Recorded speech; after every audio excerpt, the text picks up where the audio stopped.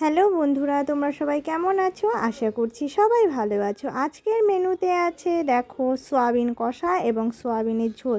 তাহলে চলো রেসিপিটা কিভাবে বানালাম তোমাদের সকলের সাথে শেয়ার করছি। প্রথমে আমি সয়াবিনটাকে সুন্দরভাবে ভিজিয়ে ধুয়ে কেটে নিয়েছি ছোট ছোট টুকরো করে। এখানে মশলাতে আছে পেঁয়াজ বাটা, জিরা বাটা এবং কাঁচা লঙ্কা বাটা। আলুগুলোকেও ডুমডুম করে কেটে নেওয়া হয়েছে। সম্বারে দেওয়া হয়েছে জিরাটা পুড়ে গেলে আমি সেখানে আমি আলুগুলোকে দিয়ে দিব সুন্দরভাবে লাল লাল করে আলুগুলোকে ভেজে নিব। পরিমাণ মতো দিয়ে দিচ্ছি লবণ, পরিমাণ মতো দিয়ে দিব হলুদ।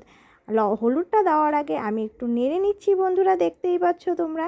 অনেকটা নেড়ে নিলাম, নেড়ে নেওয়ার পর পরিমাণ মতো হলুদ দিয়ে দিচ্ছি বন্ধুরা, দেখতেই পাচ্ছো। এখন আবার হলুদ দেওয়ার পর আমি সুন্দরভাবে নেড়ে নিচ্ছি বন্ধুরা। দেখো প্রায় ভাজা ভাজা হয়ে গেছে আমার আলুগুলোকে আমি আরেকটু ভালোভাবে ভেজে নিব। ভেজে নেওয়ার পর ঢেলে দিব সয়াবিন কেটে রাখা সয়াবিনগুলো আমি ঢেলে দিচ্ছি।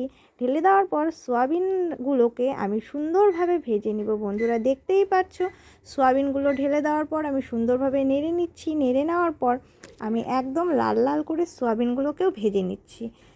অনেকটা প্রায় সয়াবিনগুলোও আমার ভাজা হয়ে গেছে, দেখতেই পাচ্ছ বন্ধুরা তোমরা সকলে। আর ভিডিওটি যদি তোমাদের খুব ভালো লেগে থাকে তাহলে লাইক কমেন্ট শেয়ার অবশ্যই করবে, আর একটা সাবস্ক্রাইব করে দেবে। সাবস্ক্রাইব করতে তো আর টাকা লাগে না বন্ধুরা, পাশে থেকো। এখন আমি বেটে রাখা মশলাগুলো দিয়ে দেবো বন্ধুরা।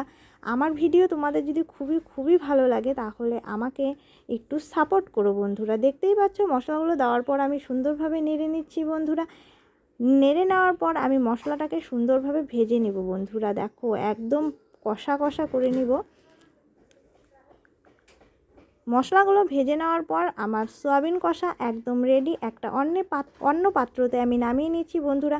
ভিডিওটি ভালো লাগলে পাশে থেকো, সঙ্গে থেকো। আজকের মতো এই পর্যন্ত।